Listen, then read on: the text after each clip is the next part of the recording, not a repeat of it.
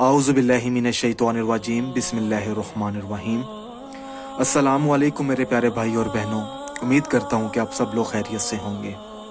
आज मैं इस वीडियो में आपको एक छोटा सा अमल बताऊंगा। अगर आपका महबूब आपसे नाराज़ हो चुका है, या आपका शोहर आपसे नाराज़ हो चुका है, या आपकी बेगम आपसे नाराज़ हो चुकी हैं, तो उस मकसद में कामयाब होने के लिए ये अमल करें।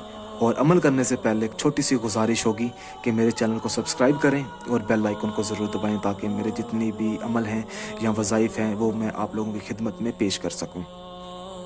3 मिर्चें लेनी हैं। अगर आपका महबूब आपसे बिल्कुल नाराज़ है, आपसे बात नहीं करता, आपको ब्लॉक कर देता है, आपकी कॉल रिसीव नहीं करता, खैर जो भी मसले हैं उनका हल इस वीडियो में है।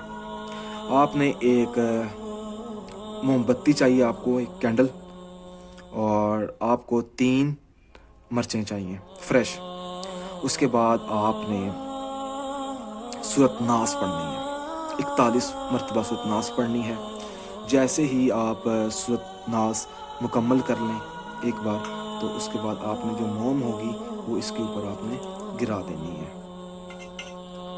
दूसरी बार आप सूरत नास पढ़ेंगे, जब आप सूरत मुकम्मल कर लेंगे तो आपने दोबारा मोम इसके ऊपर गिरा देनी है, मिर्चों के ऊपर। इसी तरह आपने 41 मरतबा मोम जो है वो इनके ऊपर आपने गिरानी है।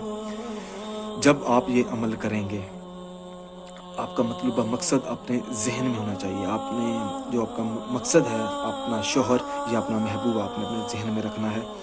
ये जब आप अमल करेंगे तो मोम की तरह आपका जो महबूब है वो पिघल जाएगा आपके ऊपर इंशाअल्लाह।